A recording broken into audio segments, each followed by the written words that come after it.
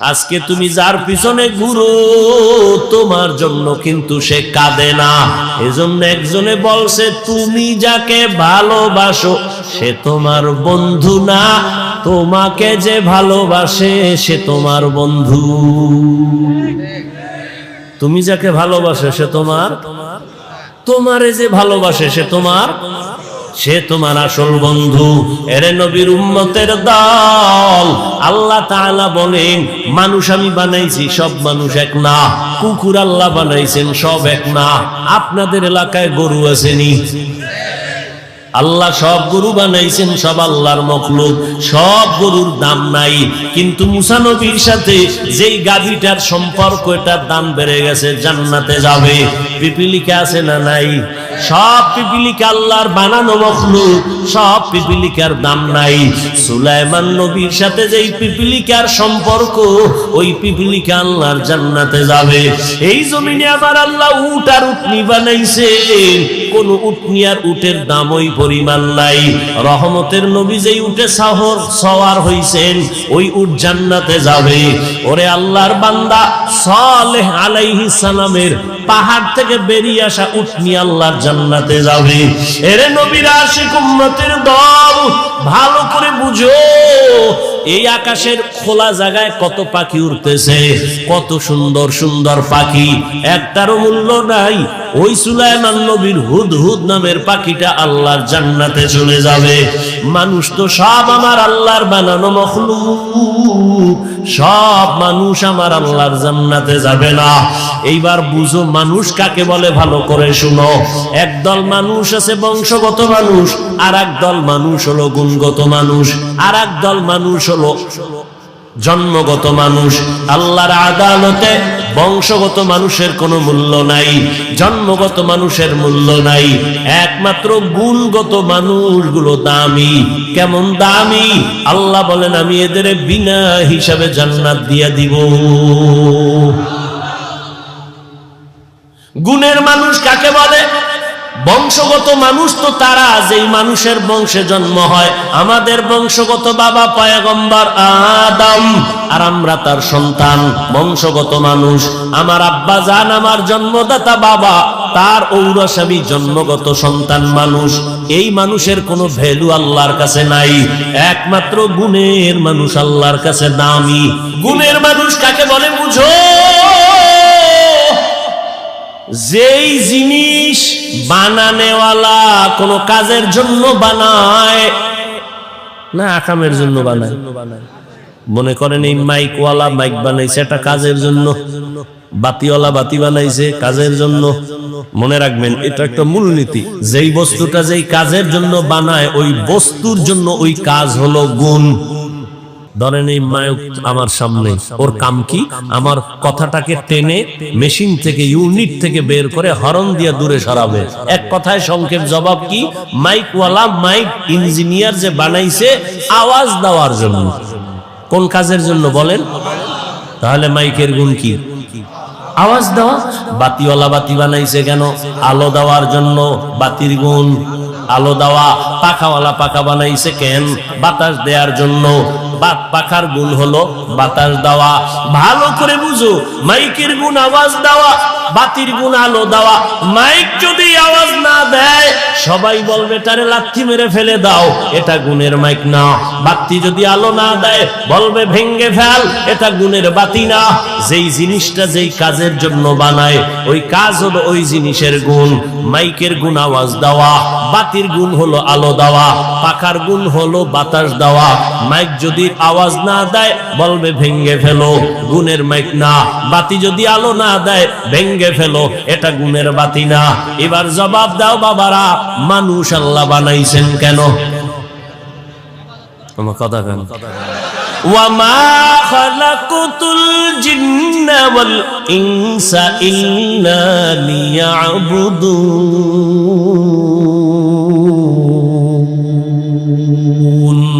মা খালাকুতুল জিন্না ওয়াল ইনসি বাখা জুজ ইবাদাত নিস্তে মাকসুদ আজ্জাহা। আল্লাহ তাআলা বলেন, আমি মানুষ বানাবার একটাই কারণ ইবাদত।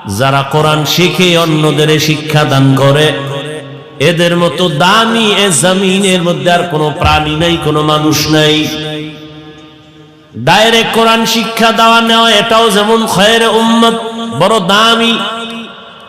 ঠিক যারা কোরআন বুঝার জন্য ভিন্ন কোনো কিতাব পড়ে, ইলমে নাহবু পড়ে, ইলমে সরফ পড়ে, মান্তেক পড়ে, বালাগাত পড়ে, এরাও বড় দামি। এমনকি আমরা যেখানে বসছি গভীর রাতে বয়ান করব, আপনারা শুনবেন, এটাও কোরআন শিক্ষারই একটা অংশ।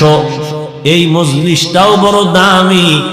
রহমতের নবী বলেন, কোন গোলাপ ঘর থেকে যদি বের হইয়া উলামায়ে আহলে হকের মজলিসে যায়, প্রত্যেকের সাথে আমার আল্লাহ ৭০,০০০ রহমতের ফেরেশতাকে কাফেলা বানায়া দেয়। আতিনা ফি দারে দুনিয়া না হাসান, আতিনা ফি দারে উকবা না হাসান, ইয়া গিয়াসাল মুস্তাগীসিন ইহদিনা ইফতিখারা বিল উলুমি ওয়াল গিনা। এরকম একটা মজলিস আল্লাহ আরশে আজিমে মিলাইছেন ফেরেশতা দিয়া। আল্লাহ ফেরেশতাদের জিজ্ঞাসা করেন, ফেরেশতারা ধন্যপুর মাদ্রাসার মাঠের কি হালাত? বলে হাজারো মানুষ ওখানে হাজির। কেন? বলে আল্লাহ তোমাকে চায়, আর তোমার জান্নাত চায়, আর জাহান্নাম থেকে মুক্তি চায়। বলে ওরা আমারে দেখছে? কয় না, যদি দেখতো পাগল পারা হয়ে যাইতো। আমার জান্নাত দেখছিনি? বলে না, যদি দেখতো আশেক হয়ে যাইতো, বেকারার হয়ে যাইতো। আমার জাহান্নাম দেখছেনি? বলে না, যদি দেখতো বলে পাগল হয়ে ভাগার চেষ্টা করত। আল্লাহ বলেন, ফেরেশতারা সাক্ষী থাক, নিজেরাই বলেছিলাম মানুষ বানাবার প্রয়োজন নাই, আজকে সাক্ষী রেখে আমি আল্লাহ ঘোষণা দিলাম, আমারে না দেখে, জান্নাত না দেখে, জাহান্নাম না দেখে যারা কোরআনের বাগানে বসছে, তোমরা সাক্ষী থাকো, এদের জীবনের সব গুনাহ মাফ করে দিলাম। এত বরকতি মজলিস। এই মজলিসে আল্লাহ আমাদের তৌফিক দিছেন। এবার নিয়ত খাটি কইরা বসি যে আল্লাহ গুনাহ নিয়ে ঢুকছি, গুনাহ নিয়ে আর বাসায় যাব না, তওবা করে যাব। শেষ দোয়া করে কান্নাকাটি করে মা বাবার জন্য দোয়া করে যাব, ইনশাআল্লাহ। আল্লাহ কবুল করেন। আল্লাহ তাআলা বলেন, দুনিয়াতে আমি মানুষ সৃষ্টি করেছি, মানুষ বড় দামি, আমি আল্লাহ পাক আর কোন প্রাণীকে সৃষ্টির শ্রেষ্ঠ মর্যাদা দেই নাই।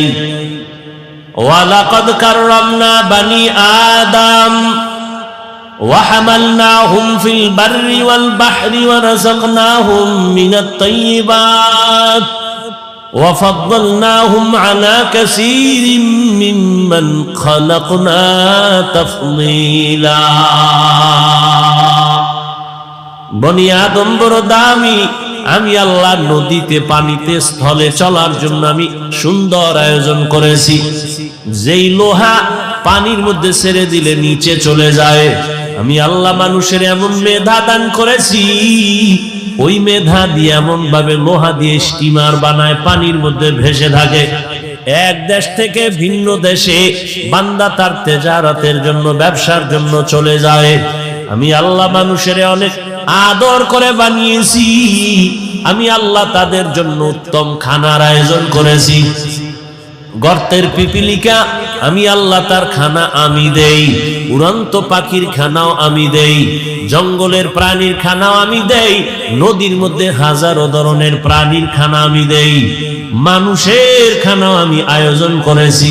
তবে দুনিয়ার সব প্রাণী থেকে মানুষের খানা বড় দামি, সুস্বাদু, বড় পিওর, হালাল। এরপরও কিছু নিমক হারাম আছে, আল্লাহর দেওয়া হালাল দেখাইব না। ওই কুকুরের 1000 বার বিরিয়ানি দিলেও পায়খানা না খাইলে কলিজা ঠান্ডা হয় না। দুনিয়াতে কিছু মানুষ রূপী হারাম করেছে, হালাল খাইয়াও মদের বোতল না নিলে কলিজা ঠান্ডা হয় না। বিড়ি না টানলে ওর শরীর গরম হয় না? নাই এরকম বিড়িখোর? আল্লাহ হেদায়াত দান করে। আল্লাহ পাক বলেন, আমি মানুষ বানাইয়া শ্রেষ্ঠত্ব দান করলাম, আবার মানুষের মধ্যে একে অন্যের তুলনায় মর্যাদাবান করলাম। মানুষ এত দামি করে আমি বানাইছি, এই মানুষ যেন তার সৃষ্টির শ্রেষ্ঠ মর্যাদা ধরে রেখে জীবন চালাইতে পারে। এজন্য আমি আল্লাহ দুইটা ব্যবস্থা দিলাম। এক ব্যবস্থার নাম রিজালুল্লাহ, আর এক ব্যবস্থার নাম হলো কিতাবুল্লাহ। ব্যক্তি আর কিতাব। জমিনে যত ব্যক্তি আল্লাহ দিছেন, এর মধ্যে শ্রেষ্ঠ ব্যক্তি রহমাতুল লিল আলামিন। আর আল্লাহ যত কিতাব দিয়েছেন, সমস্ত কিতাবের মধ্যে শ্রেষ্ঠ কিতাব কুরআনুল কারীম। শ্রেষ্ঠ ব্যক্তি, এই কথা কোন? শ্রেষ্ঠ ব্যক্তি কে? এই মাত্র না বলছি, ইমামুল আউয়ালিন আল আখিরিন বহরে সাদকা রাহমাতাল লিল আলামিন সাইয়্যিদুল কাউনাইন খাতমুল মুরসালিন আখির আমদবুদ ফখরুল আউয়ালিন। কেমন একজন নবী যার কোনো তুলনা? মুসা নবী আল্লাহর বন্ধু, ইব্রাহিম আল্লাহর বন্ধু, ঈসা নবী আল্লাহর বন্ধু, দাউদ নবী আল্লাহর বন্ধু। নবী আল্লাহ কয়, সব নবী আমি আল্লাহর বন্ধু, মুহাম্মদও আমার বন্ধু। তবে ব্যবধান, সব নবী রাসূল আমার আল্লাহ তাআলার আশিক, আর আল্লাহ বলেন আমি নিজে হলাম মুহাম্মদের আশিক। সব ব্যক্তিদের মধ্যে শ্রেষ্ঠ রাহমাতুল লিল আলামিন। আর আল্লাহ যত কিতাব দিবেন, শ্রেষ্ঠ কিতাব কি? কুরআনুল কারীম। বলেন কি? আমি যেভাবে বলি এইভাবে বলবেন, কুরআনুল কারীম। এই দুটোটা আলহামদুলিল্লাহ আমরা বেশ, কিন্তু কপাল খারাপ, চিনি না, নবীরেও চিনি না, কোরআনও জানি না। অনেকের ঘরে কোরআন শরীফ আছে, 20 বছর হয়ে গেল, একদিন খুইলাও দেখলো না ভেতরটা কেমন। এমন কপাল পুরছে আমাদের। রহমতের নবী বিদায় বেলা বলে গেলেন, এই উম্মতের দল, দুটো জিনিস আমি রেখে যাই, ধরে যদি রাখো ঈমানও যাবে না, সম্মানও যাবে না। قال رسول الله صلى الله عليه وآله وسلم تركت فيكم أمرين لن تضلوا ما تمسكتم بهما كتاب الله وسنة رسوله। রহমতের নবী বলেন, দুই জিনিস ধরে রাখ, ঈমানও যাবে না, সম্মানও যাবে না। এক হলো আল্লাহর দেওয়া কিতাব কোরআন, দ্বিতীয় হলো আমি মুহাম্মদের রেখে যাওয়া আদর্শ। ১৫০০ বছর গত হয়ে গেল, আজও এত বিপদ, এত বিপদ। এরপরও যাদের কাছে কোরআন আছে, নবী আদর্শ আছে, এরা এখনো ঈমান নিয়া সম্মানে আছে। এদের ঈমানও যায় নাই, সম্মানও যায় নাই, গেছে। যাদের কাছে আল্লাহর নবীর আদর্শ আছে, কোরআন আছে, এদের কোনো চিন্তা নাই। চেয়ারম্যানের চেয়ারের মেয়াদ শেষ, এমপির মেয়াদ, মন্ত্রীর মেয়াদ, কিছু ডিসিএসপির মেয়াদও শেষ। কিন্তু আল্লাহর কোরআনওয়ালা নবীর আদর্শওয়ালা আমাদের চেয়ারের কোনো মেয়াদই নাই। শেষ কিসের? কোনো মেয়াদ নাই, শেষ কি আবার? আল্লাহর দেয়া সম্মান আর টাকা দিয়া কেনা সম্মান ভালো করে বুঝো। টাকা দিয়া সম্মান কিনলে একবারে পায় ফুলের মালা, ফাইনালে জুতার মালা। আর আমার আল্লাহর দেয়া সম্মান যারা নিবেন, এরা দুনিয়ায়ও বাদশাহ, পরকালেও বাদশাহ। তোমার ওই সম্মান নিয়ে কি লাভ হবে? আল্লাহ হেদায়াত দান করেন। আল্লাহ তাআলা বলেন, আমি দুই জিনিস দিলাম, মানুষ যেন সুশৃঙ্খল জীবন যাপন করতে পারে।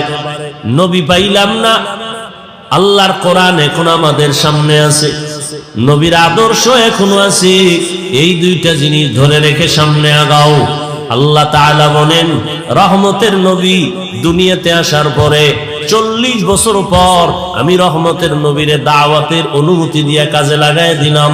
40 বছর পর্যন্ত রহমতের নবী কোথাও দাওয়াতের কাজ করে না। নামাজের কথা নাই, রোজার কথা নাই, জিকিরের কথা নাই, পর্দার দাওয়াত নাই। 40 বছর পর আল্লাহ তাআলা আমার নবীকে কোরআন দিয়া দাওয়াতের মধ্যে লাগায় দিলেন। রহমতের নবী এখন দাওয়াত দেয়, এক আল্লাহর ইবাদত করো, এক আল্লাহরে সিজদা দাও। কিছুদিন পর আবার নবী বলেন, রবের ইবাদত করো। ইয়া আইয়ুহান নাস উবুদু রাব্বাকুমুল্লাযী খালাকাকুম ওয়াল্লাযীনা মিন ক্বাবলিকুম লাআল্লাকুম তাত্তাকুন।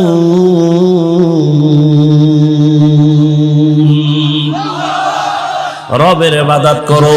কিছুদিন পরে নবী বলেন, রহমানের ইবাদত করো। মক্কার মুশরিকরা বলে, রে মুহাম্মদ আব্দুল্লাহর ছেলে, একবার বলো আল্লাহর ইবাদত করতে, আর একবার বলো রহমানের ইবাদত করতে। তাহলে তোমার রব কি দুইজন নাকি?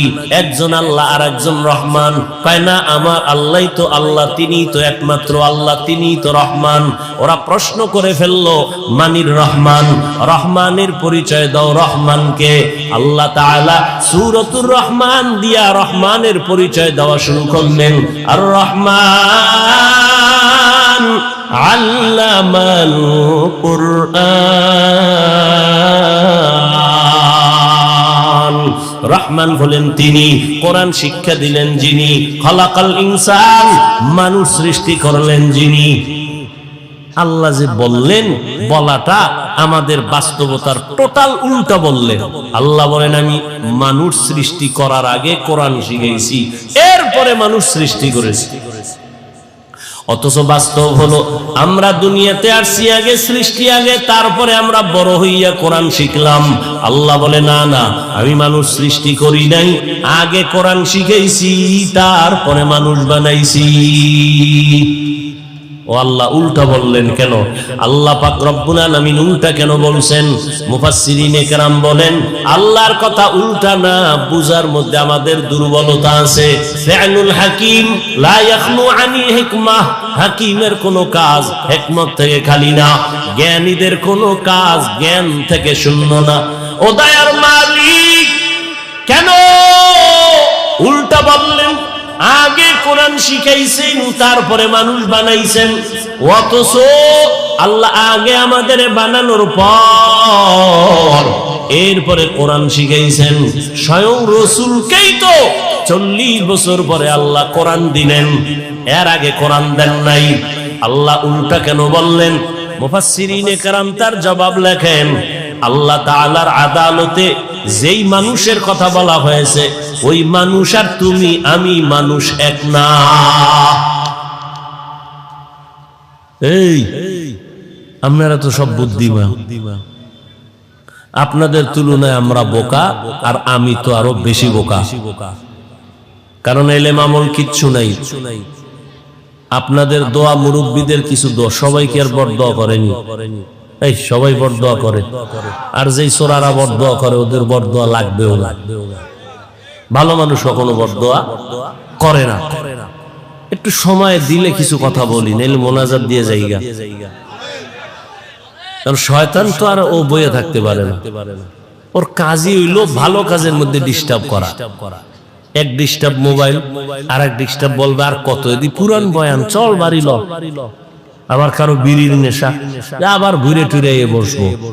ডিস্টার্ব করেন না, নিজের কপালটাও ঘুরিয়েন না, অন্যের কপাল পড়ার অপচেষ্টাও করিয়েন না। আল্লাহ মজলিস কবুল করেন। কিছুক্ষণ কথা বলবো, উঠা বসা করিলেন না আল্লাহর ওয়াস্তে। আল্লাহ পাক যেই মানুষ এখানে ইঙ্গিত করেছেন, সেই মানুষ আর আমরা মানুষ কিনা? কথা বলেন একই। এখানে সবাই আমরা মানুষ, কিন্তু সবাই প্রিয় মানুষ না। এখানে মসজিদ আছে নি? কার ঘর? বাইতুল মুকাররম মসজিদটা কার ঘর? দুনিয়ার জমিনে যতগুলো মসজিদ সব আমার আল্লাহর ঘর, তবে বাইতুল্লাহর মতো একটাও না। কি বাইতুল্লাহ কেমন? ইন্না আউওয়ালা বাইতিন উযিআ লিন-নাসি লাল্লাযী বিবাক্কাতা মুবারাকান ওয়া হুদা মুবারাকান ওয়া হুদান লিল আলামিন।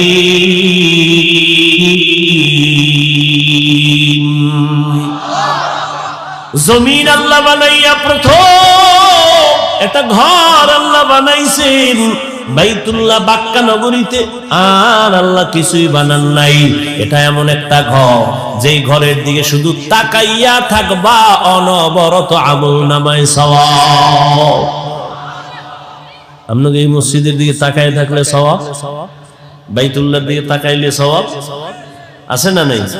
যতক্ষণ তাকায় থাকবে অনবরত সওয়াব। শুধু কি তাই?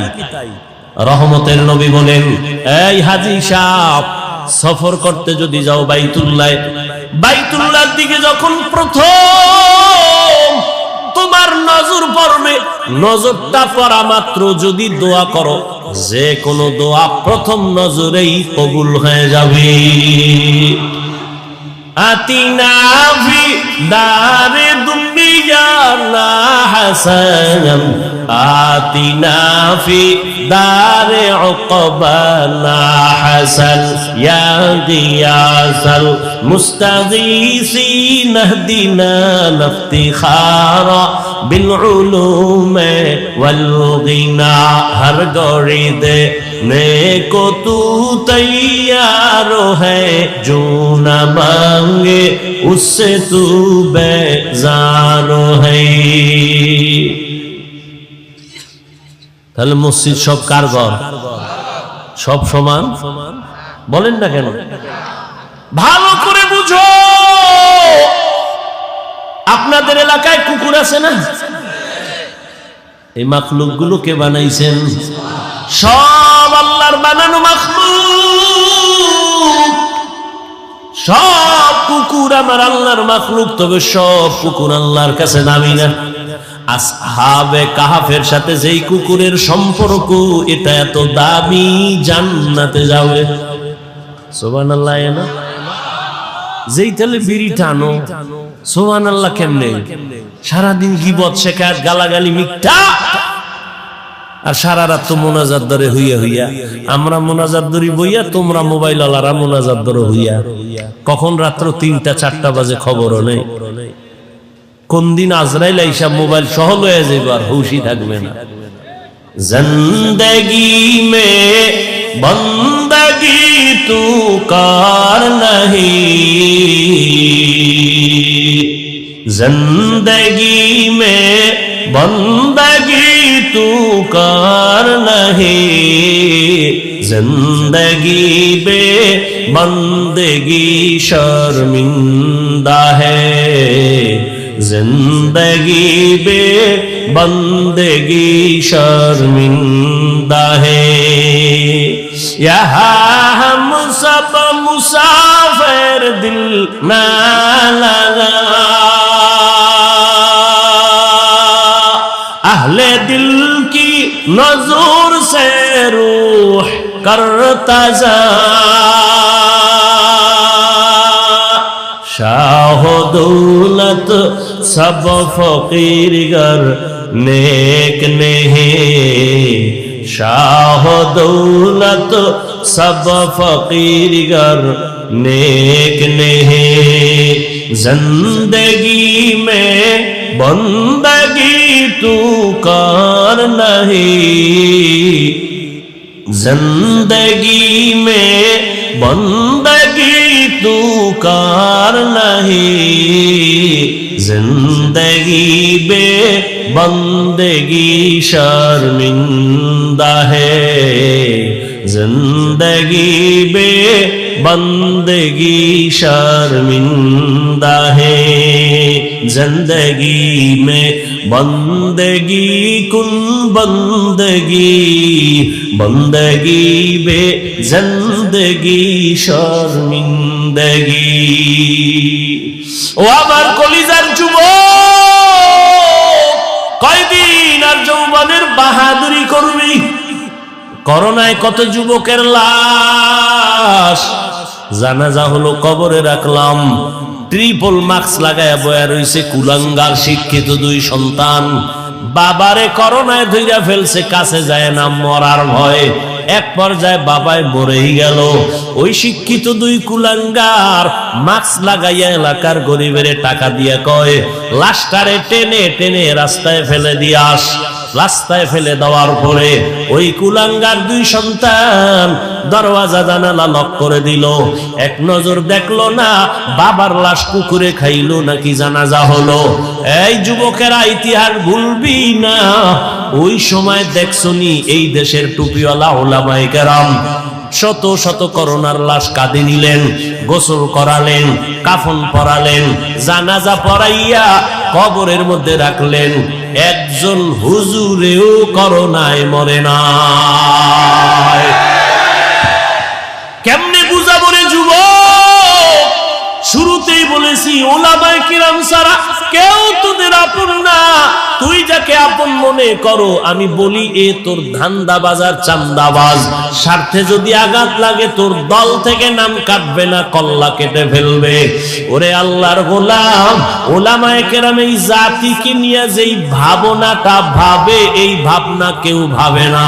সবাই ভাবে নিজের চেয়ার, নিজের ক্ষমতা, নিজের দল। আর ওলামায়ে কেরাম নিজের নিয়ে ভাবে না। ইমামতি থাকলে থাকলো, না থাকলে নাই, বয়ান হলে হলো, না হলে নাই। কিন্তু জাতিরে জুলুমের শিকার হতে দেওয়া যাবে না। এই জন্য মাজায় গামছা বাইদা রাস্তায় নেমেছি। নামার পরে সফলতা আনার পরেও কোনো হুজুর কয় নাই আমার উপদেশটা বানাও। তবে সব আলেম ওলামারা হুঙ্কার দিয়েছে, আবার জুলুম যদি হয় আবার এই জমিনে আন্দোলন হবে। কোন জালেমকে সুযোগ দেওয়া হবে না। জুলুমের বিরুদ্ধে আন্দোলন। মুসলমানের আন্দোলন একবার হয় না, বারবার। মুসলমান জীবন একবার দেয় না, বারবার। উম্মতের জন্য আলেমরা ভাবে। এই যুবক, বহু বুদ্ধি লয়ে ঘুরো, একটু জবাব দাও বাবারা। একটা সরকারি চাকরি করে এক ব্যক্তি বা বেসরকারি চাকরি করে, ডিউটি কয় ঘন্টা? আর তাড়াতাড়ি বলো। 8 ঘন্টা। বেতন, নিম্নে বেতন কত? 20,000 ধরো। কত? 20,000 টাকা বেতন। আর টেবিলের নিচে আজে বাজে মুক্তা তো আছেই, কত ফিরি। আর বলো বাবা, একজন আলেম মসজিদে ইমামতি করে, তার ডিউটি কয় ঘন্টা? বলো। বেতন কত? 6 লাখ। 5,000, 6,000, 7,000, 6 মাস বাকি। সভাপতি 100 টাকা দেয়, তাও ঠিক মতো মাসে মাসে দেয় না। ওরে একক তো নামাজ যদি না পারায়, রিক্সা ড্রাইভার আইয়াও ধমক দেয়, হুজুর গেছিলেন কই? হুজুর বলে, তুমি কে আমারে ধমক দিলা? আমি রিক্সা ড্রাইভার। তোমার এত পাওয়ার কেন? কয় 5 টাকা মাসে বেতন দেই। কি পরিমাণ জুলুম করতেছো! অথচ তোমার যেই সরকারের টাকা নিয়ে চলো, যেই কোম্পানির মালিকের চাকরি করে টাকা নিয়ে সংসার চালাও, ওই কোম্পানির বিরুদ্ধে আবার মানববন্ধন করো, সরকারের বিরুদ্ধে মানববন্ধন করো, বেতনের স্কেল বাড়াও, না হয় গদির মধ্যে লাল বাতি জ্বালায় দিব। আর একজন ইমাম 5-7 হাজার টাকা বেতন পাইয়াও 6 মাসেও বাকি পায় না। কোনদিন বলে নাই বেতন বাড়াও, কোনদিন বলে নাই আমার বেতন বাকি গেল। বরং যত মানুষ গালি দেয়, আল্লাহর বান্দা কলিজা বইরা দোয়া করে, ও দয়ার মালিক, এলাকায় শান্তি দাও, এলাকার রোগীদের সুস্থ বানায় দাও, কবরওয়ালাদের জান্নাত দাও, ব্যবসায়ী চাকরিজীবীদের কামাই রুজিতে বরকত দাও। এরপরও যারা হুজুরের বিরুদ্ধে লেখো, তোর মতো কুলাঙ্গার এই জমিনে আর কেউ নাই। মেরা এজাজু করদন বেহিসাব, খলকে রাদাদন জওয়াবে বাসওয়াব, হক না দারত দোস্তে খলকা জারেরা, নিস্তে ই খাসলত একে দিনদারেরা। ও আমার কলিজার যুবক, জিনলা না, এখনো পর্যন্ত বুঝলে না তোমার আসল কে আর নকল কে রে বাবা। আজকে তুমি যার পিছনে ঘুরো তোমার জন্য কিন্তু সে কাঁদে না। এজন্য একজনে বলছে তুমি যাকে ভালোবাসো সে তোমার বন্ধু না, তোমাকে যে ভালোবাসে সে তোমার বন্ধু। তুমি যাকে ভালোবাসো সে তোমারে যে ভালোবাসে সে তোমার আসল বন্ধু। এরে নবীর উম্মতের দল, আল্লাহ তাআলা বলেন মানুষ আমি বানাইছি, সব মানুষ এক না। কুকুর আল্লাহ বানাইছেন, সব এক না। আপনাদের এলাকায় গরু আসেনি? আল্লাহ সব গরু বানাইছেন, সব আল্লাহর মখলুক, সব গরুর দাম নাই। কিন্তু মুসা নবীর সাথে যেই গাভীটার সম্পর্ক, এটার দাম বেড়ে গেছে, জান্নাতে যাবে। পিপিলিকা আছে না নাই? সব পিপিলিকা আল্লাহর বানানো মখলুক, সব পিপিলিকার দাম নাই। সুলাইমান নবীর সাথে যেই পিপিলিকার সম্পর্ক, ওই পিপিলিকা আল্লাহর জান্নাতে যাবে। এই জমিনে আবার আল্লাহ উট আর উটনি বানাইছেন, কোন উটনি আর উটের দাম ওই পরিমাণ নাই। রহমতের নবী যেই উটে সওয়ার হইছেন, ওই উট জান্নাতে যাবে। ওরে আল্লাহর বান্দা, সালেহ আলাইহিস সালামের পাহাড় থেকে বেরিয়ে আসা উটনি আল্লাহর জান্নাতে যাবে। এরে নবীর আশিক উম্মতের দল, ভালো করে বুঝো, এই আকাশের খোলা জায়গায় কত পাখি উড়তেছে, কত সুন্দর সুন্দর পাখি, একটারও মূল্য নাই। ওই সুলাইমান নবীর হুদহুদ নামের পাখিটা আল্লাহর জান্নাতে চলে যাবে। মানুষ তো সব আমার আল্লাহর বানানো মখলুক, সব মানুষ আমার আল্লাহর জান্নাতে যাবে না। এইবার বুঝো মানুষ কাকে বলে, ভালো করে শুনো।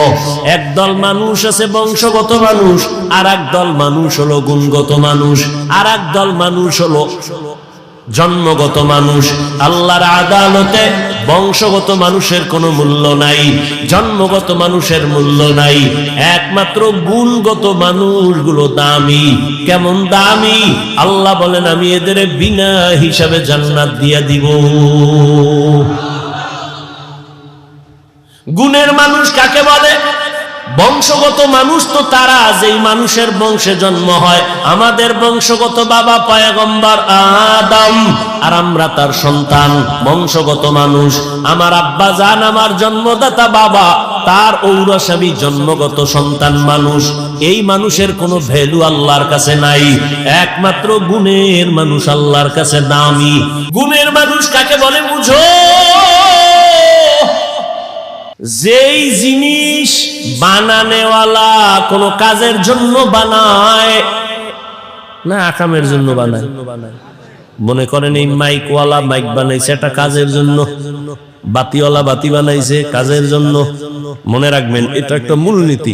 যেই বস্তুটা যেই কাজের জন্য বানায়, ওই বস্তুর জন্য ওই কাজ হলো গুণ। ধরেন এই মাইক আমার সামনে, ওর কাম কি? আমার কথাটাকে টেনে মেশিন থেকে, ইউনিট থেকে বের করে হরন দিয়ে দূরে সরাবে। এক কথায় সংক্ষেপ জবাব কি? মাইকওয়ালা মাইক ইঞ্জিনিয়ার যে বানাইছে আওয়াজ দেওয়ার জন্য। কোন কাজের জন্য বলেন? তাহলে মাইকের গুণ কি? আওয়াজ দেওয়া। বাতিওয়ালা বাতি বানাইছে কেন? আলো দেওয়ার জন্য। বাতির গুণ আলো দেওয়া। পাখাওয়ালা পাখা বানাইছে কেন? বাতাস দেওয়ার জন্য। পাখার গুণ হলো বাতাস দেওয়া। ভালো করে বুঝো, মাইকের গুণ আওয়াজ দেওয়া, বাতির গুণ আলো দেওয়া। মাইক যদি আওয়াজ না দেয় সবাই বলবে তারে লাথি মেরে ফেলে দাও, এটা গুণের মাইক না। বাতি যদি আলো না দেয় বলবে ভেঙ্গে ফেল, এটা গুণের বাতি না। যেই জিনিসটা যেই কাজের জন্য বানায়, ওই কাজ হলো ওই জিনিসের গুণ। মাইকের গুণ আওয়াজ দেওয়া, বাতির গুণ হলো আলো দেওয়া, পাখার গুণ হলো বাতাস দেওয়া। মাইক যদি আওয়াজ না দেয় বলবে ভেঙ্গে ফেলো, গুণের মাইক না। বাতি যদি আলো না দেয় ভেঙ্গে ফেলো, এটা গুণের বাতি না। এবার জবাব দাও বাবারা, মানুষ আল্লাহ বানাইছেন কেন? আমার কথা কেন? ওয়ামা খালাকুতুল জিন্না ওয়াল ইনসা ইল্লা লিয়াবুদুন।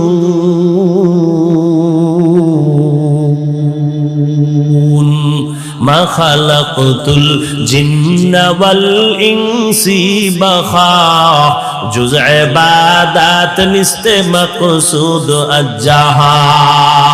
আল্লাহ তাআলা বলেন আমি মানুষ বানাবার একটাই কারণ ইবাদত।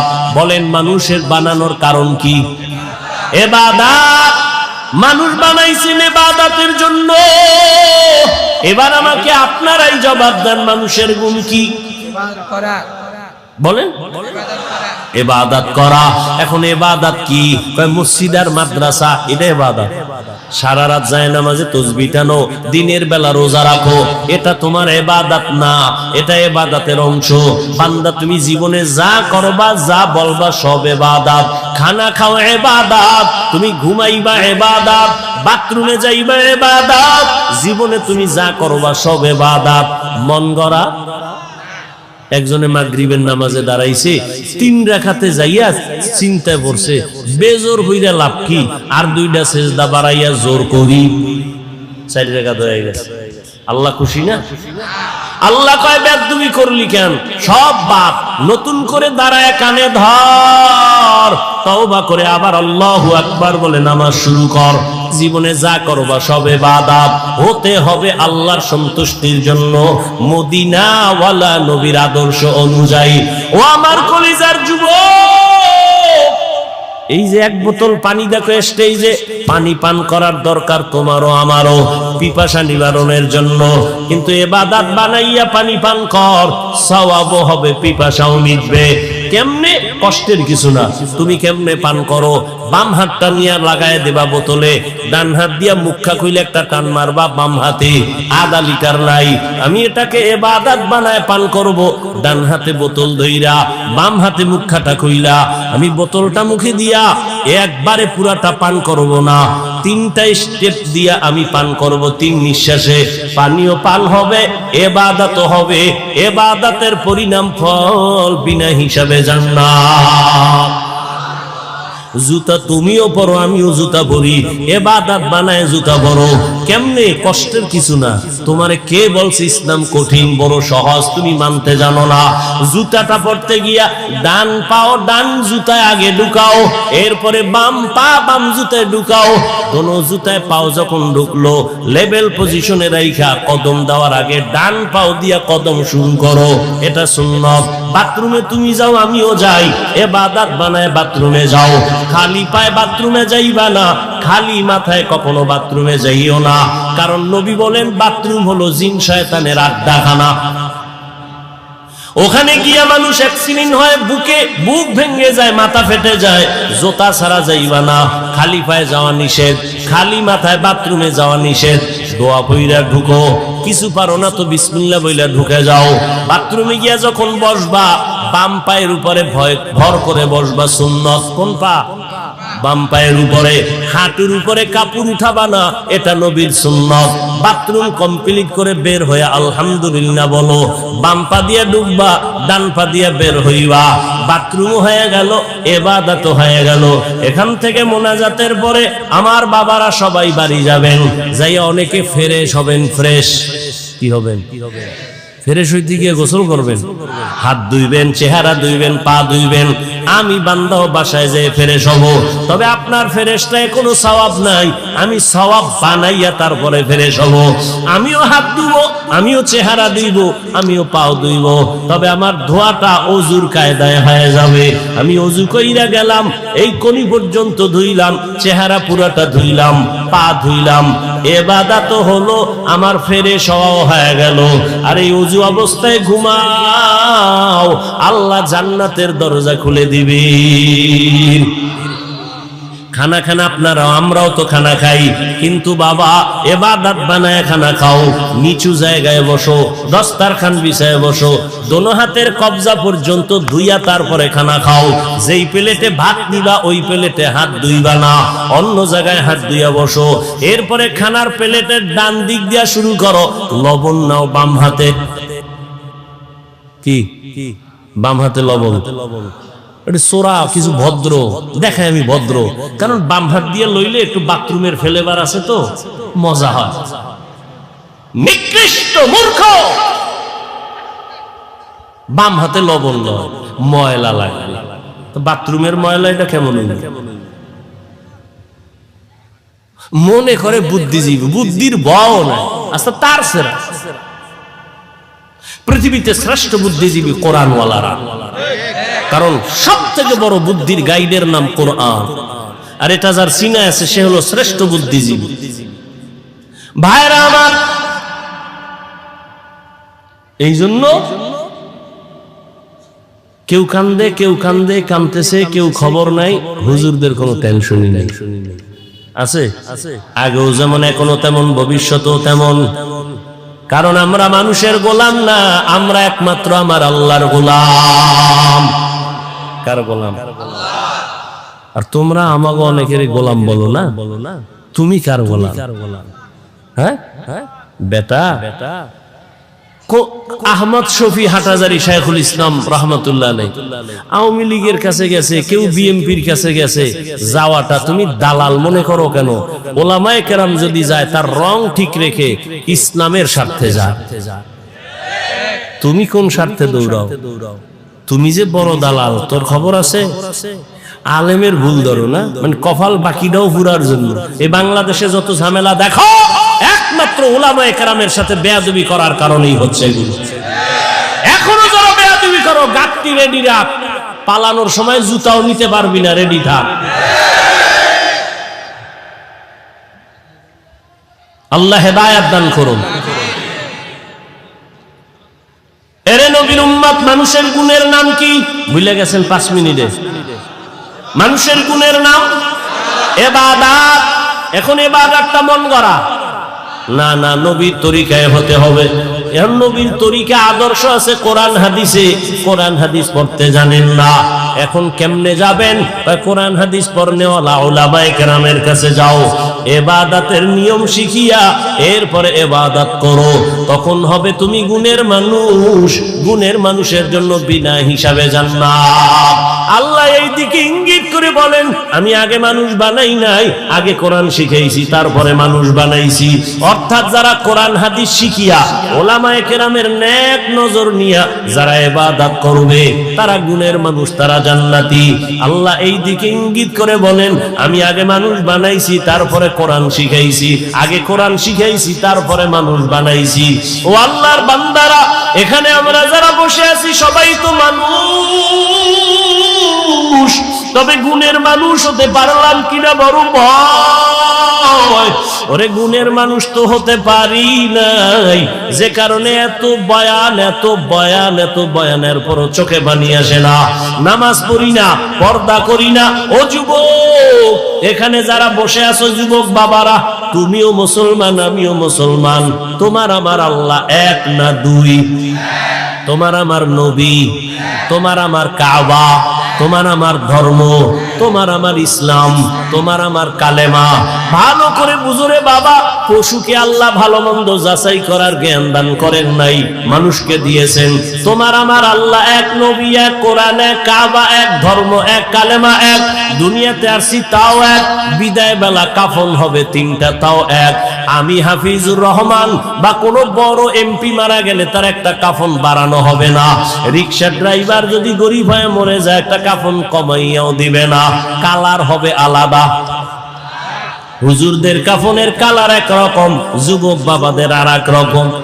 কে হুজুর, কে হুজুর না, কে ধনী, কে গরিব, কে আলেম, কে মূর্খ, সব এক কালারের কাফনের প্যাকেট হবে। আজকে আমি বক্তা যত ভাব দেখাই, আর তুমি যত ক্ষমতার ভাব দেখাও, সাদা কাফনে যেদিন ঢুকবা, ওই দিন সবার ভাবগুলো বন্ধ হয়ে যাবে। ও আল্লাহর বান্দা, কবরের সাইজ হবে ওই কবরে রাখার পরে প্রশ্ন হবে 3টা, তাও এক। রবের পরিচয় দাও, ধর্মের পরিচয় দাও, রাহমাতুল লিল আলামিনের পরিচয় দাও। ও আবার কলিজার যুবক, ওরে তোমার আমার আল্লাহ এক, নবী এক, কোরআন এক, কাবা এক, ধর্ম এক, কালেমা এক। এরপরে এত বয়ান, এরপরেও কেন তুমি নামাজ পড়তে চাও না? আমি নামাজ ছাড়ি না, তুমি নামাজ পড়ো না। আমি টুপি ছাড়তে চাই না, তুমি টুপি দিতেই চাও না। আমি দাড়ি কাটতে চাই না, তুমি দাড়ি রাখতে চাও না। বুঝি না বাবা, কারণ কি? আমরা ভুলে আছি না তোমরা ভুলে আছো, তারও কোনো খবর পাইতেছি না। একজন যুবক যদি দাঁড়াইয়া বলো, হাফিজ ভাই তোমরা ভুলে আসো আমরা সঠিক পথে আছি, একটা দলিল দেখাও। এখন আমি দাড়ি কেটে ফেলবো, নামাজ রোজা বাদ দিয়া তোমার লাইনে শার্ট প্যান্ট টাই বইরা নাচ গান করবো। আর যদি বলো না হাফিজ ভাই আপনারাই সঠিক পথে আছেন, আমরা শয়তানের ধোকায় পড়ে গুনার পথে আছি, আপনারা সঠিক, তাহলে আমি তোমাকে বলবো যুবক বাবা, যদি তুমি পা দুটো আগাইয়া দাও আমি তোমার পায়ে হাত রেখে অনুরোধ করে বলবো, জীবনে তো কম নামাজ ছাড়ো নাই, কম বেপরদায় চলো নাই, দাড়ি কম কাটো নাই। ও আমার কলিজার যুবক, কত রাত্র মোবাইলে গুনাহ করে করে রাত কাটাইছো, আর কত রাত্র মোবাইলে গুনাহ করলে তোমার মনের আশা মিটবে, তারপরে তওবা করবা।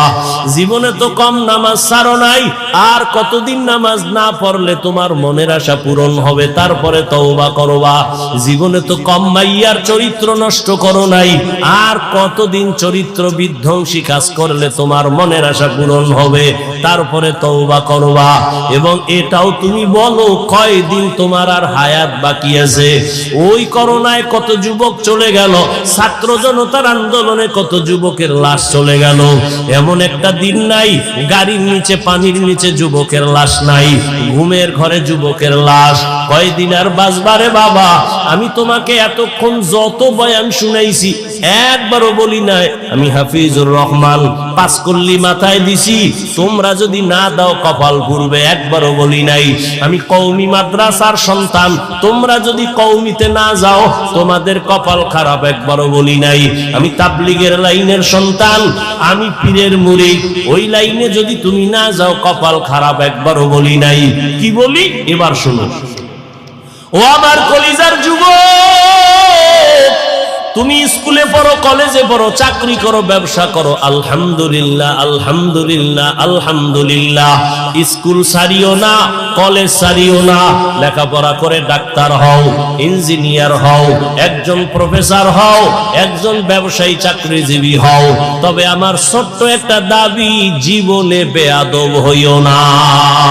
তোমার ব্যবহারে কখনো যেন মা বাবা কখনো কষ্ট না পায়, তোমার আচরণে কোনোদিন যেন শিক্ষকেরা কষ্ট না পায়, তোমার ব্যবহারে কখনো যেন উলামায়ে কেরাম কষ্ট না পায়। কারণ মা বাবা যদি কষ্ট পায়, বরদোয়া চলে আসলে তোমার জীবন পঙ্গু হয়ে যাবে। শিক্ষকের বরদোয়া যদি নিয়েই ফালাও, লেখাপড়ার জগৎ থেকে হারায় যাওয়া। আলেমের বরদোয়া যদি কপালে লেগে যায় কষ্ট দেওয়ার কারণে, জীবনের চরিত্র আর আদর্শ খুঁজে পাইবা না রে বাবা।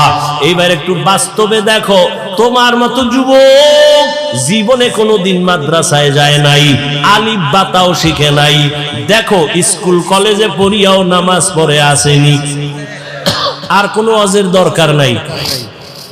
তোমার জীবনের এই শেষ ওয়াজ, বাসায় যাইয়া একা একা ভাববা, আর কোনো ওয়াজ দরকার নেই, শুধু এই পয়েন্ট, আমার মতো যুবক স্কুল কলেজে পড়িয়া যদি নামাজ পড়ে, আমি পারি না কেন?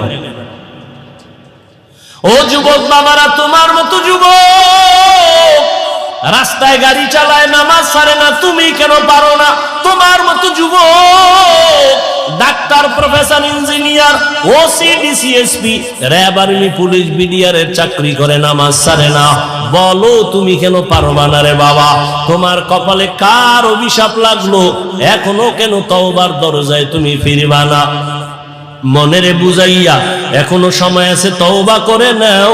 জীবন চলিয়া গেল আর নামাজ ছাড়বা না, দাড়ি কাটবা না, বেপরদায় চলবা না, মা বাবারে কষ্ট দিবা না, শিক্ষকের কষ্ট দিয়া বরদোয়া নিবা না, উলামায়ে কেরামের দোয়া নিয়া পরামর্শ নিয়া নবীর তরিকা মেনে চলবা। ও পর্দার আড়ালের আম্মা জানেরা, বোনেরা, আপনাদের সন্তানদের যত বয়ান শুনাইলাম, আপনারা দোয়া না করলে, চেষ্টা না করলে সম্ভব হবে না। এরে আম্মা জান, আপনাদের মতো কত মা এই অঞ্চলে আছে, এখনো আছে, পর্দা করে হালাল ভাবে চলে, মোবাইলে সময় নষ্ট করে না, স্বামীর মাল খেয়ানত করে না, সন্তানগুলো আদর্শওয়ালা বানানোর, গুণের মানুষ বানানোর চেষ্টা করে। এরে আম্মা জানেরা, আপনাদের এত সম্মান, আপনারা কি পারেন না একটা ভালো সন্তানের মা হবেন? সন্তানটাকে ডাক্তার বানাবেন, ইঞ্জিনিয়ার বানাবেন, প্রফেসর বানাবেন, বেয়াদব বানাবেন না। আপনার সন্তান যেন কখনো মা বাবার সাথে বেয়াদবি না করে, শিক্ষকের সাথে বেয়াদবিমূলক আচরণ না করে, উলামায়ে কেরামের পরামর্শ নিয়া নবীজির তরিকা মেনে যেন চলে।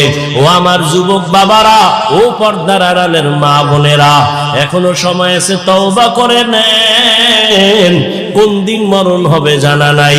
ঘুমের ঘরেও যদি আজরাইল আসিয়া পড়ে, ও যুবক বাবা, ঘুমের মধ্যেই তোমার মরণ হয়ে যাবে। হেদায়েতের মালিক আমার আল্লাহ। মানুষ হইছে কিন্তু গুণের মানুষ হইতে পারি নাই।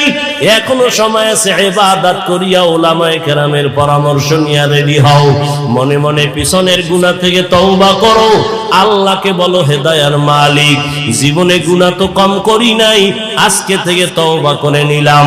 নামাজ ছাড়বো না, বেপরদায় চলবো না, মা বাবারে কষ্ট দিব না, উলামায়ে কেরাম মুরব্বিদের দোয়া নিয়ে নবীর তরিকা মেনে চলবো।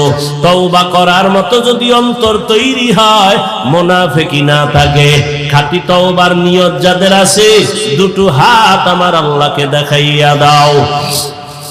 আল্লাহ হাতগুলো কবুল করে নেন, তওবা কবুল করে নেন, তওবার উপরে মজবুত হইয়া চলার তৌফিক দান করেন, আমিন।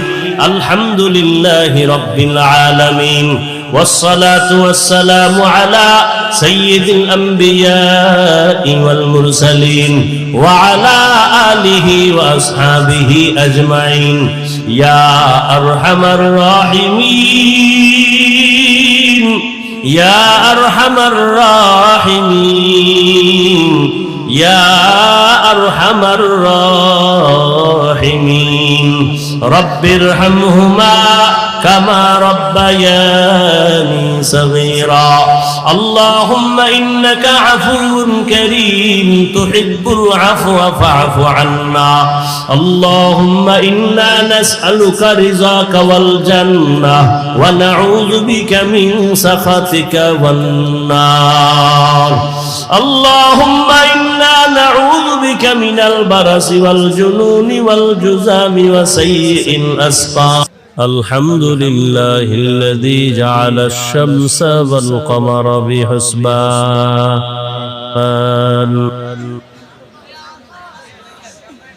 والنجم والشجر يسجدان وفضل زمانا على زمان كما فضل مكانا على مكان وإنسانا على إنسان. ونشهد أن لا إله إلا الله وحده لا شريك له لا ضد له ولا ند له ولا مثل له.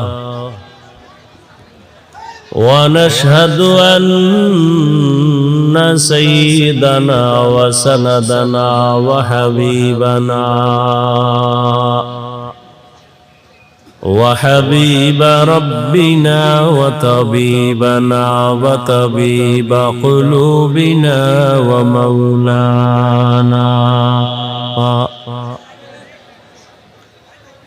ومولانا محمدا عبده ورسوله أرسله بالحق بشيرا ونذيرا وداعيا إلى الله بإذنه وسراجا منيرا.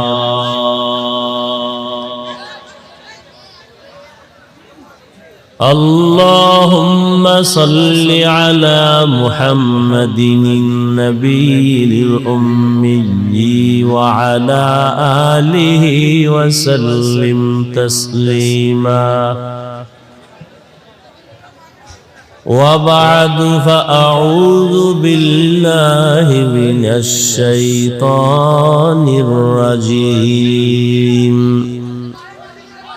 بسم الله الرحمن الرحيم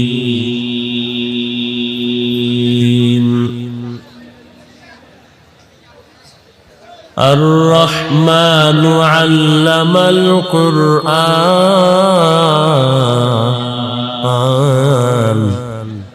خلق الإنسان علمه البيان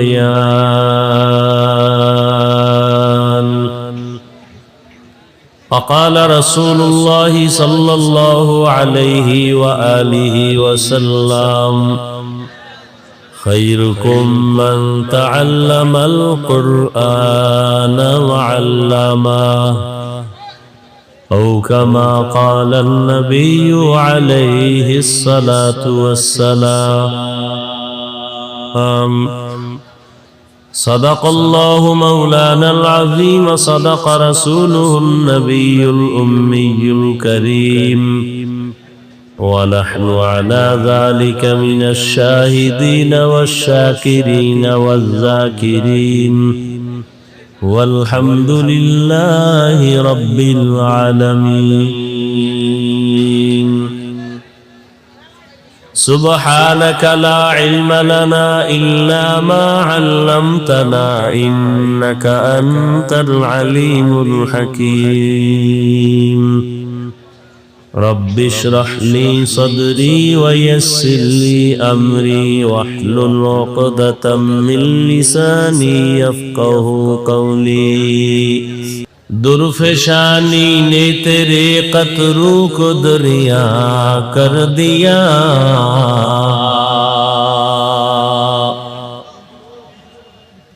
درفشانی نے تیرے قطروں کو دریا کر دیا دل کو روشن کر دیا آنکھوں کو بینا کر دیا دل کو روشن کر دیا آنکھوں کو بینا کر دیا حقیقت کھل جائے گی بوقت امتحان تیرے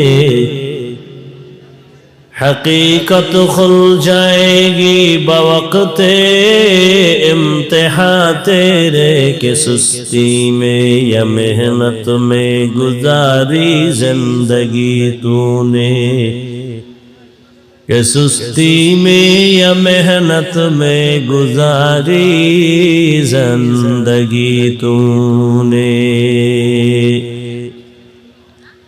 محمد نے آ کر کفر کو مٹایا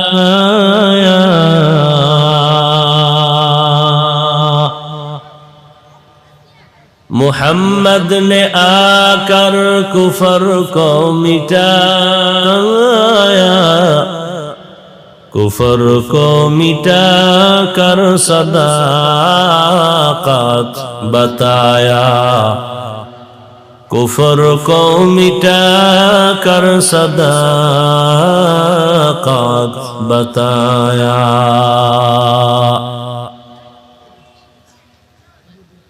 ঐতিহ্যবাহী জামিয়া মিফতাহুল উলুম কর্তৃক আয়োজিত খতমে বুখারী ও আল মিফতাহ কাফেলা সম্মেলন 5 জানুয়ারি 2025 মহতি এ মাহফিলে উপস্থিত মোহতারাম সম্মানিত সভাপতি প্রধান অতিথি বিশেষ অতিথিবৃন্দ হযরত উলামায়ে কেরাম অত্র অঞ্চলের বিভিন্ন স্থান থেকে আগত আল্লাহ পাকের আশিকিন জাকিরিন শাকিরিন মুহিব্বিন মুরব্বিয়ান এজাম কলিজার টুকরা আমার সমবয়সী যুবক বন্ধুগণ স্নেহের ছোট ভাই পর্দার আড়ালে মাইকের আওয়াজ শ্রবণরত মা বোনেরা আল্লাহ পাকের দরবারে শুকর যে আল্লাহ পাক আমাদেরকে সুস্থ রেখেছেন এবং এই বরকতি মজলিস উলামায়ে আহলে হকের মজলিসে হাজির হওয়ার তৌফিক দান করেছেন নিয়ামতের শুকর আদায়ার্থে ঈমানের আওয়াজকে উঁচু করে এক আওয়াজে উচ্চ কণ্ঠে সকলেই মুহাব্বতে পড়ি আলহামদুলিল্লাহ। দরুদ ও সালাম সৈয়দুল মুরসালিন রাহমাতুল লিল আলামিন শফিউল মুজনিবিন খাতামুন নবিয়্যিন সৈয়দুস সাকালাইন ইমামুল মুরসালিন হযরত মুহাম্মদুর রাসূলুল্লাহ সাল্লাল্লাহু আলাইহি ওয়া আলিহি ওয়া সাল্লামের উপর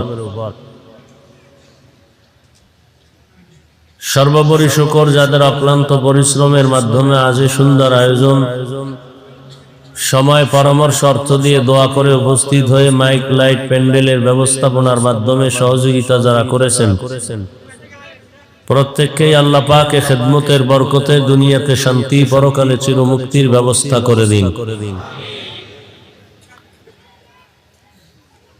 হযরত উলামায়ে কেরাম দীর্ঘ সময় কোরআন সুন্নাহর আলোকে আলোচনা রেখেছেন, আপনারা ধৈর্যের সাথে আলোচনা শুনছেন।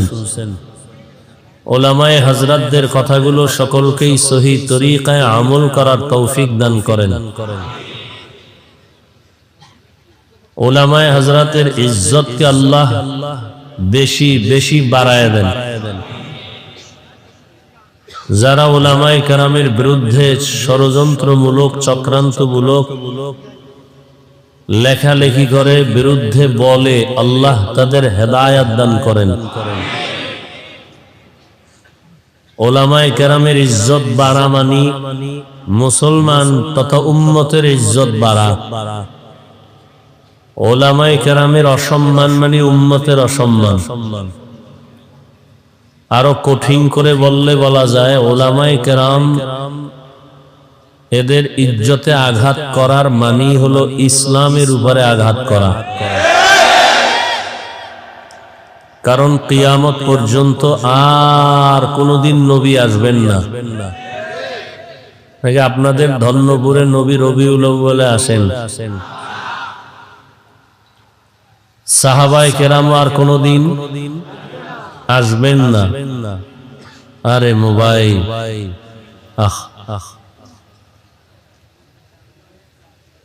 বরদোয়া করা হালাল হইলে তাহাজ্জুদে শুধু বরদোয়া করতাম এই মোবাইলের কারণে, এই মোবাইল ওয়ালাদের জন্য। কপাল এত নষ্ট হইছে এই জাতির যে একটা বেহেশতের বাগান যেখানে বসা মাত্রই গুনাহ মাফ। কত বড় কপাল পোড়া যে বসছে বেহেশতের বাগানে, করতেছে কবিরা গুনাহ।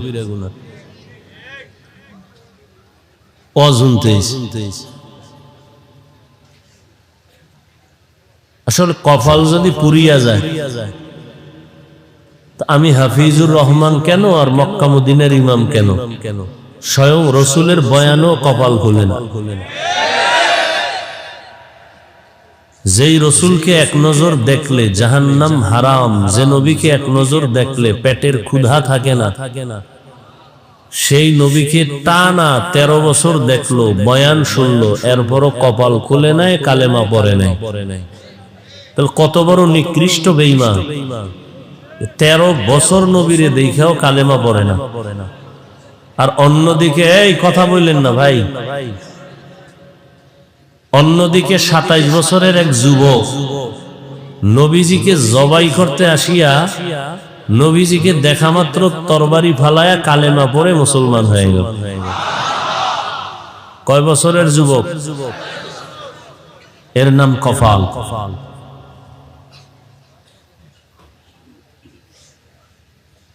বহুদিন ধরে এই মাহফিলের প্রচারণা চলতেছে, অনেকে আসার নিয়ত করছে, আসতে পারে নাই। এরা এক কপালওয়ালা। আর এক দল আসছে ঠিক, এই বেহেশতের প্যান্ডেলে ঢুকে নাই। হয়তো দোকান চিল্লাইও না ভাই, আমি কিছু কথা বলবো, রাত্র অনেক হয়ে গেছে, কথাগুলো শুনো। এটা চিল্লা চিল্লির মজলিস না। একটা দূরের মানুষকে চিল্লানো লাগে, তুমি আমার কাছে বসা, চিল্লা চিল্লির কি আছে? হ্যাঁ, চিল্লানোর কিছু স্থান আছে, সেখানে চিল্লাও। এটা তো চিল্লানোর স্থান না। কথা বলবো, বুঝবা, এবং তওবার নিয়তে বসবা যে কিছু আল্লাহ এখান থেকে আরসি গুনাহ নিয়ে গুনাহ মুক্ত হয়ে বাড়ি যেতে পারি। চিল্লা চিল্লির কি আছে? কথার মধ্যে আদব আছে, চোখের চাহনির মধ্যে আদব আছে, বসার মধ্যে আদব আছে। মানুষের জীবনের সৌন্দর্যই হলো আদব। যার আদব নাই ও যত বড় শিক্ষিত, কোনো দাম নাই। বেয়াদবি আমি আগে মাপ চাই আপনাদের কাছে, আপনারা অনেক দামি মানুষ। যুবকদেরকে আমি বেশি তার টার্গেট করে বয়ান করি, বারবার শব্দ উচ্চারণ করি, তুমি এটা কেন করো, যুবকদেরকে বলি। কারণ যুবকদের মধ্যেই আল্লাহ যে প্রতিভা দিয়েছেন, এটা কাজে লাগাইলে এক যুবকের দ্বারা এক দুনিয়া আলোকিত করা সম্ভব। কিন্তু মোবাইল আজকে সব ধ্বংস করে ফেলতেছে, কোনো খবর নেই। আল্লাহ আমাদের সব ভাইকে হেদায়াত দান করো। কি কথাটা বলতে লইছিলাম? ও, যে একদল আসছে, এরা প্যান্ডেলে ঢুকতে পারেনি। এরা কোথায়? দোকানে ঘুরে, মহিলা প্যান্ডেল তওয়াফ করে, তাজা তাজা কবিরা গুনাহ করে। আমি হাসবেন না, যা বলতেছি যদি মেধা থাকে গভীর চিন্তা করলে তো কান্না আসা উচিত। হাসেন কেন? আর একদল প্যান্ডেলে বসছে ঠিক, কিন্তু এদের কলবের দরজা বন্ধ মোবাইলের কারণে। এ মোবাইল নিয়ে ব্যস্ত, আসছে খালি যাবে খালি। বয়ানের পরে মোবাইলটা যদি হারিয়ে যায়, তোর কপাল পুরাটাই ভরা। একটা বুদ্ধি, এত বুদ্ধি নোয়াখালীর মানুষের। একটা লোক আমার কথার জবাব দিতে পারবা ভালো মতো আদবের সাথে? তুমি মোবাইল ধরছো কেন? 24টা ঘন্টা তুমি মোবাইল নিয়ে ব্যস্ত থাকো। আল্লাহ দয়া করে বেহেশতের বাগানে নিয়ে আসে, এখানে মোবাইলটা না দেখাইলে তোমার মনের ঝাল মিটে না। কি যুক্তি আছে তুমি মোবাইল হাতে নেওয়া? মদিনার অর্ডার ছাড়া, সরকারের কোনো অনুমতি ছাড়া, ভিন্ন কোনো কারণে 1000 কোটি বার ছবি তোলা হারাম, কবিরা গুনাহ। পৃথিবীর কোনো মুফতির বাবার ক্ষমতা নাই কথার বিরুদ্ধে কিছু বলবে। তুমি কেন মোবাইল হাতে নিছো? কি কাজ কি তোমার? তুমি মনে করো কাম, এটা আকাম, এটা কাম না, এটা আকাম। তুমি হয়তো ভদ্রতার সাথে জবাব দিবা, হাফিজ ভাই এমন কেন করেন, মোহাব্বত করে আসছি, রেকর্ড করি। তাহলে তুমি যেই প্রশ্নটা করবা, তোমার থেকে আমি কম চালাক। তোমার এই প্রশ্নের জবাব না লইয়াছে আরে বইছি। তুমি 200 হাত দূরে বৈশা মোবাইলটা ধরলে না রেকর্ড ভালো হবে, না ছবি ভালো আসবে। তোমার কাজটা নিখুঁত ভাবে মিডিয়াওয়ালারা করতেছে। ওগো আমরা হালালও বলি না, হারামও বলি না, কিচ্ছু বলি না, এটির পক্ষেও আমরা না। তাহলে তুমি তো সকালবেলা ওদের থেকে ডাউনলোড করে নিতে পারবা। শুধু শুধু কেন তুমি এখানে সময় নষ্ট করো? একটা ছুরি হাতে লয়ে গলা কাটা, এটা তোমার কাছে খুব কঠিন। কিন্তু মোবাইল হাতে লইয়া তোমার জীবনকে জবাই করতেছো, তোমার এটা অনুভব হয় না। এখানে বহু শিক্ষিত মানুষ আজকে গুগলে সার্চ দিবা বাসায় গিয়া, টাচ মোবাইল চালাইলে অঙ্গের কি কি ক্ষতি হয়, চিকিৎসা বিজ্ঞানীরা বাস্তবতার সাথে মিল রেখে কি থিওরি দিয়েছেন। এক মোবাইলে তোমার চোখের পাওয়ার নিয়ে যাইতেছে খবর নাই। হার্ট দুর্বল, মেধা দুর্বল, কিডনি দুর্বল, চরিত্র নাই, লেখাপড়া নাই। এই মোবাইলের কারণে মাথা ব্যথা বেড়ে গেছে, বুকে ব্যথা বেড়ে গেছে, ভয় লাগে কখন তুমি স্ট্রোক করে মরে যাও। এই মোবাইলের কারণে মায়ের সাথে বেয়াদবি করেছো, এই একটা মোবাইলকে কেন্দ্র করে বাবার সাথে বেয়াদবি করেছো, এই মোবাইলকে কেন্দ্র করে শিক্ষকের সাথে বেয়াদবি, আলেমের সাথে বেয়াদবি। এই মোবাইলের কারণে কোথাও তোমাকে কেউ ভালো জানে না, মায়ের টাকা চুরি করেছো। এই মোবাইল ঠিক রাখতে গিয়া বাবার টাকা চুরি করেছো। বাবা মায়ের টাকা না দিলে বন্ধুর পকেট কেটেছো, বন্ধু না দিলে দোকানে সম্মিলিত চুরির ষড়যন্ত্র করতেছো।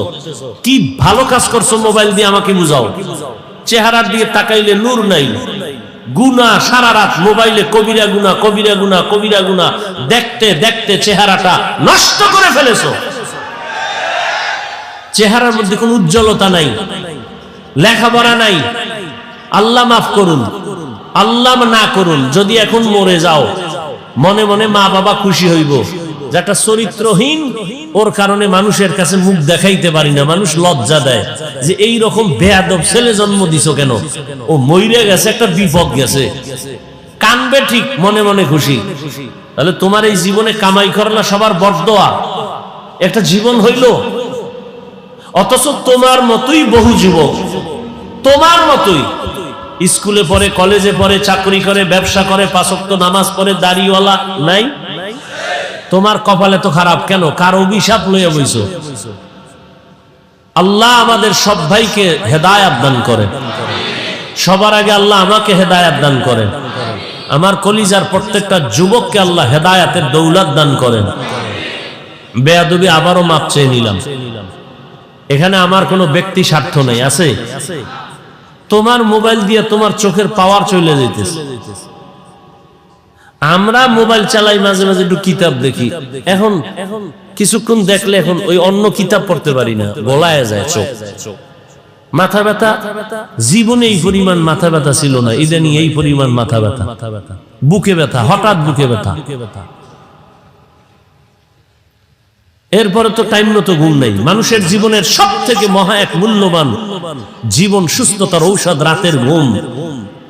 এই ঘুমটা আমি মারতেছি বয়ান করার কারণে, তুই মারতেছ কি কইরা এবার চিন্তা করতো। যুবককে বলছি, আমি তো বয়ান করার কারণে রাত্রে ঘুমাইতে পারি না, আর তুই ঘুম মারছো কি কইরা সারা রাত, হিসাব করতো। একটা বেঈমানের বাচ্চাকেও যদি পাও দিয়ে বুঝাইতাম, তওবা করতো। তোমার কপাল কেন এত খারাপ? তুমি তো তওবা করতেই চাও না, বরং উল্টা স্লোগান দাও, কি রাস্তা দিয়ে যাইবে আর কইব এত হুজুর ওয়াজ করলো, কারো লাগলো না, ওনারে এত লাগলো, ওনারে বাদ দাও, আকাম বাদ দিব না, হুজুর বাদ দাও। এ জাতির কপাল এত খারাপ হইছে, হুজুর বাদ দিবে, আকাম বাদ দিবে না, বলবি হুজুর বাদ দাও। এত হুজুরে বয়ান করলো, কারো লাগলো না, ওনার লাগে গেছে। উনি একজন হুজুর দেশে জ্বালাইছে নতুন। হ্যাঁ, নতুন নতুনরা মরে গেলে আর বন্যাওয়ালাও কেউ থাকবে না। আল্লাহ সবাইকে মাফ করে দেন।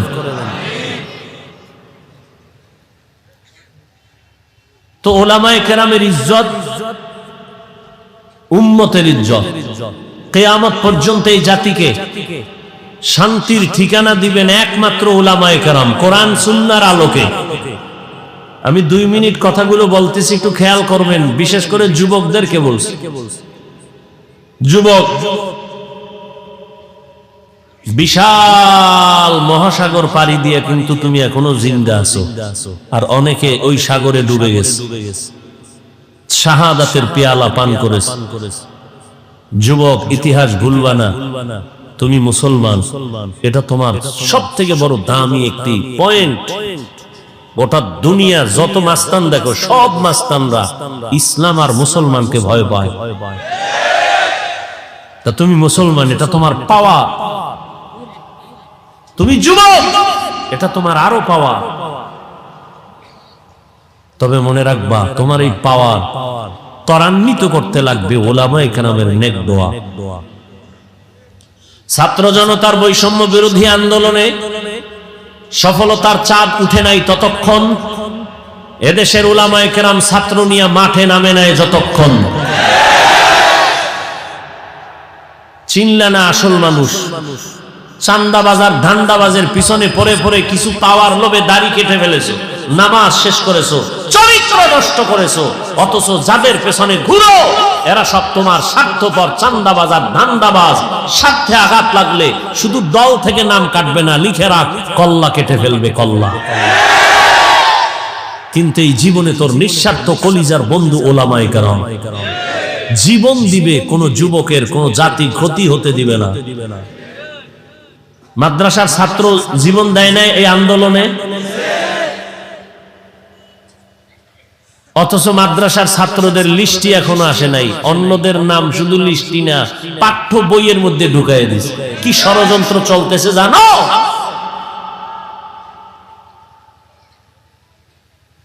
ওদের নাম পাঠ্য বইয়ের মধ্যে দিয়ে দিছে, আর মাদ্রাসার ছাত্র যে শহীদ হইল এদের নাম বইয়ে দিবি দূরের কথা, লিস্টেই করে নাই।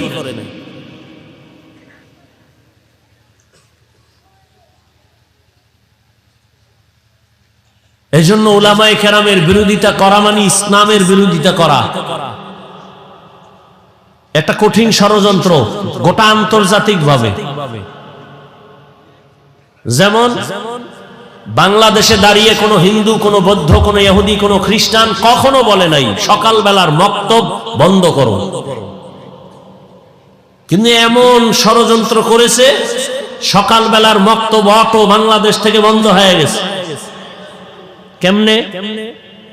মুয়াজ্জিন সাহেব যখন ফজরের আজান দিতে উঠেন, ঠিক আমার ঘরের আম্মা জান উঠেন সন্তানকে কেজিতে পাঠাবার জন্য, মক্তব বন্ধ করে দাও বলতে হয়নি, অটোমেটিক মক্তব বন্ধ হয়ে গেছে। কারণ ওখানে পাঠায় কেন?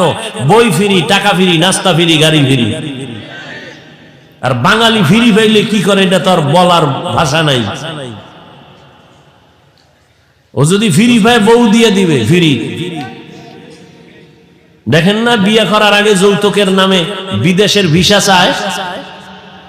একটারে ধরে জিজ্ঞাসা, তুই বিয়ে করবি, ভিসা চাইছো কি? কয় বিদেশ যাবো। বিয়ে করে বউ নিয়ে যাবি? কয় এটা কেমনে সম্ভব? তাই বউ কি করবি? কয় থুয়ে যাবো। পাহারা দিবে কে? কয় আমার ছোট ভাই। হাসো, জাতির কপাল পুড়ছে, আমি হাসির কথা বলি নাই। আল্লাহ হেদায়াত দান করুন। নোয়াখালী এলাকার মানুষ তো মোটামুটি ধনী, আলহামদুলিল্লাহ। এদের তো আর যৌতুক লাগে না। লাগে? খা, ওই বাথরুমে গিয়া 10 গ্রাম পায়খানা খাইও, যৌতুক না খাইও। হালাল সাবান দিয়া কুলি করবা, গন্ধ শেষ। আর যারা যৌতুক খায়, যারা দেয়, জাহান্নামের আগুনে না পড়াইয়া ওদের গন্ধ যাবে না। যারা যৌতুক দেয়, যারা নেয়, যারা সাক্ষী থাকে, সহযোগিতা করে, সবাই জালেম। সবাই কি? সবাই বাংলা কথায় ডাকাত, সবাই ছোট লোকের বাচ্চা। ওদের মতো ইতর ছোট লোকের বাচ্চা দুনিয়াতে আর কেউ নাই। আল্লাহ হেদায়াত দান করুন। ছোট লোক, নিমক হারাম। আল্লাহ একটা মেয়ে দিছে তোমারে, তুমি এটা নিয়ে জিন্দেগি সুন্দর করো। তুমি ওই বেচারার কামাই রুজি খাবা কেন? তা তোমার হাত কেটে ফেলো, তুমি পুরুষ নামের কলঙ্ক। আল্লাহ সব ভাইকে হেদায়াত দান করেন। ওলামায়ে কেরামের যারা বিরোধিতা করে, আল্লাহ তাদের হেদায়াত দান করেন। আমি যে আয়াত পড়েছি আপনাদের সকলের পরিচিত মুখস্থ করা আয়াত।